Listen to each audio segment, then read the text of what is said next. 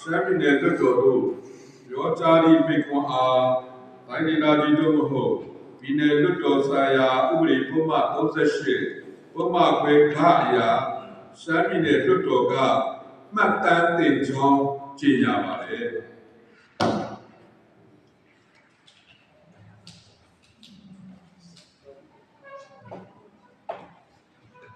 စီစဉ်73ဖြစ်ပါတယ်လေးစားအပ်ပါတော့ပြည်နယ်လွှတ်တော်ကိုယ်စားလှယ်များခင်ဗျာဒီကနေ့ဟာဆိုရင်တာရကျိန်ရှမ်းပြည်နယ်လွှတ်တော်ပထမပုံမှန်စည်းဝေးကိုအောင်မြင်စွာကျင်းပပြုလုပ်နိုင်ခဲ့ပြီးဖြစ်ပါတယ်ကျွန်တော်တို့တာရကျိန်ရှမ်းပြည်နယ်လွှတ်တော်ပထမပုံမှန်စည်းဝေးကာလအတွင်းဆောင်ရွက်ခဲ့တဲ့လုပ်ငန်းဆောင်ရွက်မှုများအခြေအနေများကိုရှင်းလင်းတင်ပြသွားမှာဖြစ်ပါတယ်ရှမ်းပြည်နယ်လွှတ်တော်ပထမပုံမှန်စည်းဝေးကို2026ခုနှစ်မတ်လ20ရက်နေ့မှစတင်ပြီးဧပြီလ10ရက်နေ့ထိစည်းဝေးရပေါင်း9ရက်တိုင်ကျင်းပပြုလုပ်ခဲ့ပါတယ်စည်းဝေးပထမနေ့မှာဒီနယ်လွှတ်တော်ကိုယ်စားလှယ်များထဲမှဘာဝိဖြစ်ရွေးကောက်တင်မြှောက်ခြင်းနဲ့ဥက္ကဋ္ဌနဲ့ဒုဥက္ကဋ္ဌအဖြစ်ရွေးကောက်တင်မြှောက်ခြင်းလုပ်ငန်းစဉ်များဆောင်ရွက်ခဲ့ပါတယ်ဒုတိယနေ့မှာတော့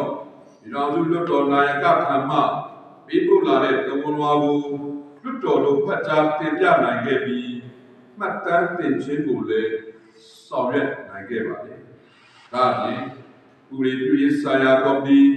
တိုင်းသားမျိုးရေးရာဆိုင်ရာကော်မတီလွှတ်တော်ကိုယ်စားလှယ်များစီစစ်ရေးကော်မတီနဲ့ဒေသန္တရစီမံကိန်းနဲ့ဗန္နာခွေရတုံးဆိုင်ရာစစ်စစ်ရေးကော်မတီတို့ကိုဖွဲ့စည်းနိုင်ရေးအတွက်သက်ဆိုင်ရာကော်မတီ TTE တက်တန်းတာဝန်လွတ်ပိုင်ခွင့်ရပိုင်ခွင့်ရထားချက်များကိုဖတ်ကြားရှင်းလင်းပြီးကော်မတီအဖွဲ့ဝင်မှုရေးအဖွဲ့ဝင်များရဲ့အပြီးစဉ်ကော်မတီဥက္ကဋ္ဌနဲ့အတွင်းမှုတို့၏အပြီးစဉ်များကိုပြည်နယ်လွှတ်တော်တို့တင်ပြပြီးတာတရားနေ့မှာတည်ပြုချက်ရယူဖွဲ့စည်းဆောင်ရွက်နိုင်ခဲ့ပါတယ်။ဒုက္ခနေ့နဲ့ပြင်စမနေ့မှာတော့ရှမ်းပြည်နယ်ဝန်ကြီးချုပ်ဖြစ်တာဝန်ပေးအပ်ရန်နိုင်ငံတော်သမ္မတဖြစ်ရွေးကောက်တင်မြှောက်ခြင်းခံထားရသောသူကအဆိုပြုပေးပို့လာတဲ့ဦးဆိုင်ခေစုရဆောင်မြို့နယ်ဦးဇလဲမှတ်နှစ်ကိုရှမ်းပြည်နယ်ဝန်ကြီးချုပ်ဖြစ်၎င်းနိုင်ငံတော်သမ္မတဖြစ်ရွေးကောက်တင်မြှောက်ခြင်းခံရသောသူ၏ဆိုပြုချက်အရဝန်ကြီးဌာန9ခုနှင့်ဝန်ကြီး9ခုကို၎င်းလွှတ်တော်ကအတည်ပြုခဲ့ပါတယ်ဝန်ကြီးများခန့်အပ်နိုင်ရေးအတွက်သတ်မှတ်ထားတဲ့ရည်ချင်းများနဲ့ပြည်စုံတဲ့ပုဂ္ဂိုလ်များကိုလည်းသက်ဆိုင်ရာဝန်ကြီးဌာနလိုက်တာဝန်ပေးအပ်ရမှာလုံခြုံရေးနဲ့ဒေသရေးရာဝန်ကြီးဖြစ်ဘုံမူကြီးစိန်ဝင်းစီမံကိန်းစီးပွားရေးနဲ့ဗန္ဒာရေးဝန်ကြီးဖြစ်ဒေါက်တာလဆိုင်လူမှုရေးရာဝန်ကြီးဖြစ်ဒေါ်နန်းခမ်းလက်ဆက်စွမ်းရည်စမှုနဲ့လမ်းပန်းဆက်သွယ်ရေးဝန်ကြီးဖြစ်ဦးခွန်တာတူစိုက်ပျိုးရေးဝင်းမြူရေးနဲ့ဆယ်မြောင်းဝန်ကြီးဖြစ်ဦးလဲအောင်ဆွေတရားဇာရနဲ့တဘာဝပတ်ဝန်းကျင်ထိန်းသိမ်းရေးဝန်ကြီးဖြစ်ဦးဆိုင်ဝါနဲ့တဲ့စီမံသားရေးဝန်ကြီးဖြစ်ဦးခွန်ထွန်းပြူတို့အားခန့်အပ်တာဝန်ပေးအပ်လွှတ်တော်ရဲ့အဆုံးဖြတ်ခံယူပြီးအတည်ပြုချက်ရယူခဲ့ပါတယ်ပြည်နယ်ဥပဒေချုပ်ဖြစ်ဦးဆိုင်ကျော်သာ၎င်းပြည်နယ်စစ်စစ်ချုပ်ဖြစ်ဒေါက်ခေထွေးရာ၎င်းပြည်နယ်တရားလွှတ်တော်တရားသူကြီးချုပ်ဖြစ်ဦးတန်းဦးလွင်အား၎င်းပြည်နယ်တရားလွှတ်တော်တရားသူကြီးများဖြစ်ဒေါ်စန္ဒာအောင်ဦးအောင်မော်နဲ့ဒေါ်သူဇာတို့အား၎င်းမြစ်စင်းတင်သွင်း၍ပြည်နယ်လွှတ်တော်ရဲ့အဆုံးဖြတ်ခံယူအတည်ပြုချက်ရယူခဲ့ပါတယ်စက်ထဘာနေ့မှာတော့တိုင်းသားလူမျိုးရေးရာဆောင်ရွက်ရန်ဝေကောက်တင်ပြထားတဲ့ရှမ်းပြည်နယ်လွှတ်တော်ကိုယ်စားလှယ်များဖြစ်ကြတဲ့ဦးကိမ္မယာတချေတိုင်းသားရေးရာဝန်ကြီးဖြစ်၎င်းဘော်အေးချိုစရာကရန်တောင်တိုင်းသားလူမျိုးရေးရာဝန်ကြီးဖြစ်၎င်းဒေါ်ခင်ထွေးအောင်ဟာဗမာတိုင်းသားလူမျိုးရေးရာဝန်ကြီးဖြစ်၎င်းဦးဝင်းစင်ဘူဟာလာဟုတိုင်းသားလူမျိုးရေးရာဝန်ကြီးဖြစ်၎င်းဒေါ်ပေလိုက်အားဒီစုတိုင်းသားလူမျိုးရေးရာဝန်ကြီးဖြစ်၎င်းဦးထွန်းအောင်ဟာအခ အခါတိုင်းသားလူမျိုးရာဝန်ကြီးဖြစ်၎င်းဒေါ်တင်ပြည်ကြီးအားအင်တာတိုင်းသားလူမျိုးရာဝန်ကြီးဖြစ်၎င်းရှမ်းပြည်နယ်ပြည်တော်တို့တင်ပြမှတ်တမ်းတင်နိုင်ခဲ့ပါသည်ဒီလူကမာချုပ်ဖျားဒေသနဲ့ဟိုကမာချုပ်ဖျားဒေသဦးစီးဖွဲ့များရဲ့လုံမှုဆောင်ကော်မတီဥက္ကဋ္ဌနဲ့အဖွဲ့ဝင်များအမည်စည်းကိုလည်းလွတ်တော်တို့တင်ပြ၍မှတ်တမ်းတင်ခြင်းတို့ကိုဆောင်ရွက်နိုင်ခဲ့ပါသည်တမန်နေမှာတော့ရှမ်းပြည်နယ်ဝန်ကြီးချုပ်ဖြစ်ဝိကျေတောင်ပြည့်တင်ခံရသူဦးဆိုင်တင်စိုးနဲ့ရှမ်းပြည်နယ်အစိုးရအဖွဲ့ဝင်ဝန်ကြီးခုနှစ်ဦးအနုကဘာချုပ်ဖွဲ့ဒေသဦးစီးအဖွဲ့ဥက္ကဋ္ဌဦးအာကလည်းဟိုကဘာချုပ်ဖွဲ့ဒေသဦးစီးအဖွဲ့ဥက္ကဋ္ဌဦးခုံဦးစိန်ရှမ်းပြည်နယ်တရားသူကြီးချုပ်နဲ့တရားသူကြီးတော်ဦးရှမ်းပြည်နယ်ဥပဒေချုပ်ရှမ်းပြည်နယ်စီစစ်ချုပ်တိုင်းသားလူမျိုးကြီးရာဝန်ကြီးခုနှစ်ဦးတို့အားရှမ်းပြည်နယ်လွတ်တော်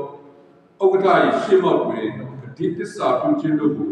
ဆောင်ရွက်နိုင်ခဲ့ပါသည်နိုင်ငံတော်သမ္မတဖြစ်ဝိကောက်တင်ရောက်ခြင်းခံရသောသူထံသို့ရှမ်းပြည်နယ်လွတ်တော်၏ဆောင်ရွက်ချက်များကို2013ခုနှစ်တိုင်းဒေသကြီးတို့ကိုဒီနယ်လွတ်တော်ဆိုင်ရာဥပဒေပုံမှန်68အရတော်ဝန်လွာအဖြစ်ပေးပို့နိုင်ခဲ့ပါသည်ဒါရကျေရှမ်းပြည်နယ်လွတ်တော်ပထမပုံမှန်စည်းဝေးပထမနေ့မှာတက္ကမနေ့ထိစီဝေးများတက်ရောက်မှုအခြေအနေကိုလည်းမှတ်တမ်းတင်ခြင်းများဆောင်ရွက်နိုင်ခဲ့ပါတယ်။ရှမ်းပြည်နယ်လွှတ်တော်ရဲ့ဆောင်ရွက်ချက်များကိုပြည်သူများအချိန်နဲ့တပြေးညီသိရှိနိုင်ရေးအတွက်လည်းကျွန်တော်တို့ရှမ်းပြည်နယ်လွှတ်တော် YouTube Channel ရှမ်း State လွှတ်တော် Website တို့ကနေလည်းသတင်းထုတ်ပြန်ခြင်းကိုဆောင်ရွက်နိုင်ခဲ့ပါတယ်။ဒါရချင်းရှမ်းပြည်နယ်လွှတ်တော်ပထမပုံမှန်စည်းဝေးကာလအတွင်းမှာလွှတ်တော်စည်းဝေးတို့မီဒီယာစက်ခုတို့ကတည်ရယူဆောင်ရွက်ခဲ့ကြပါတယ်။လွှတ်တော်ဆိုတာပြည်သူကိုစားပြုရတဲ့နေရာတစ်ခုဖြစ်ပါတယ်။ပြည်သူတန်လွှတ်တော်တန်ပြည်သူဆန္ဒလွှတ်တော်ဆန္ဒပြည်သူတို့လိုတဲ့ချက်လွှတ်တော်ကပေါ်ဆောင်ရွက်ဆိုတဲ့ဆောင်ပုဒ်နဲ့လွှတ်တော်ဆိုတာပြည်သူလူထုကိုစားပြုခြင်းဥပဒေပြုခြင်းအုပ်ချုပ်ရေးနဲ့တရားစီရင်ဆိုင်ရာ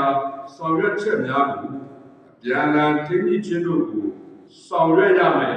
ဖွဲ့စည်းတစ်ခုဖြစ်ပါတယ်။ဒါကြောင့်ကျွန်တော်တို့ဒီနယ်လွှတ်တော်ကိုယ်စားလှယ်များအနေနဲ့အုပ်ချုပ်ရေးကဏ္ဍတရားစီရင်ရေးကဏ္ဍလုပ်ငန်းများကိုတည်ရှိလေ့လာထားဖို့လည်းလိုအပ်ပါတယ်။ဥပဒေပြုရေးကဏ္ဍအုပ်ချုပ်ရေးကဏ္ဍတရားစီရင်ရေးကဏ္ဍချင်းချင်း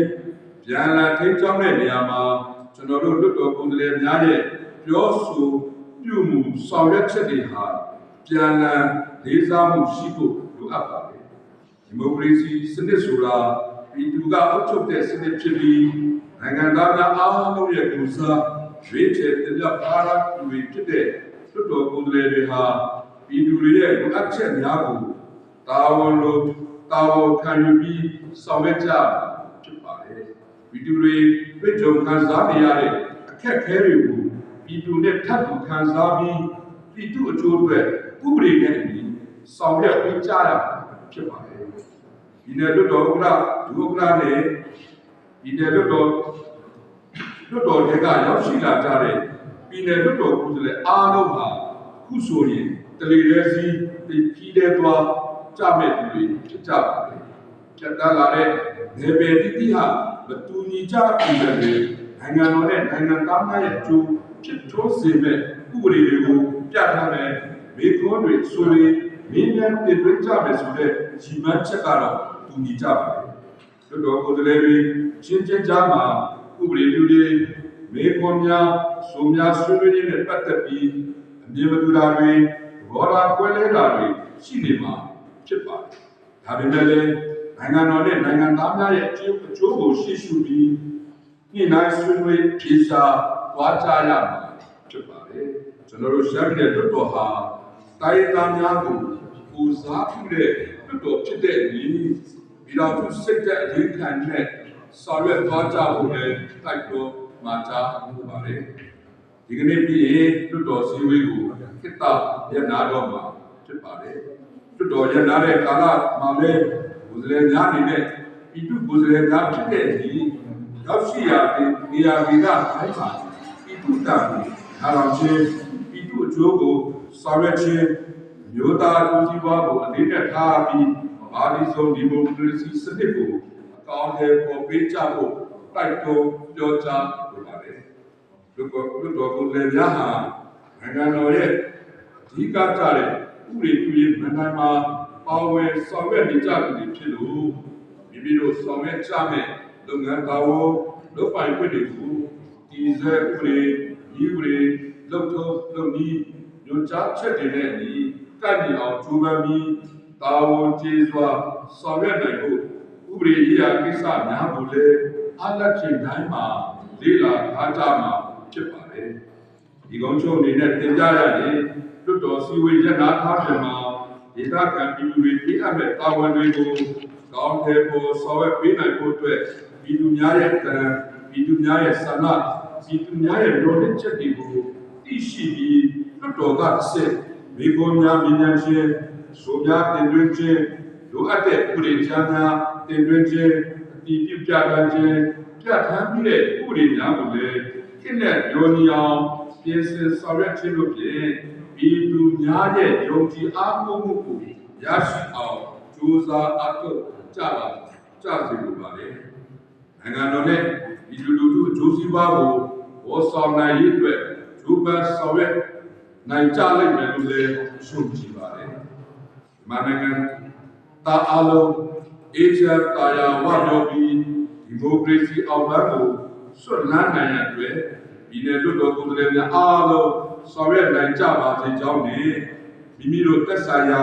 ဒေသအသီးသီးကိုကိုယ်စိတ်နှပြကျမ်းမာချမ်းသာစွာဖြင့်ပြန်လည်ရောက်ရှိပါစေကြောင်းဆုမွန်ကောင်းတောင်းအပ်ပါတယ်ဗျာလွတ်တော်ကိုယ်စားလှယ်များခင်ဗျာမကြာမီကြားတော့ပဲ1988ခုနှစ်မြန်မာနှစ်တကူအခါရမှာလေကျမ်းမာပျော်ရွှင်စွာဖြတ်တန်းနိုင်ကြပါစေကြောင်းနဲ့ကျောင်းကိုဆုတောင်းမြတ်တာပူတာရင်းနဲ့တာရကျင်းရှမ်းပြည်နယ်လွတ်တော်ဒုတိယပုံမှန်စည်းဝေးမှာလွတ်တော်ကိုယ်စားလှယ်များအားလုံးကျမ်းမာရှင်မစွာနဲ့ပြန်လည်ဆုံတွေ့ကြပါဆုံးလို့ဆန္ဒပြုရင်းဒီကုန်းချုပ်ပါတယ်အားလုံးကိုကျေးဇူးတင်ပါတယ်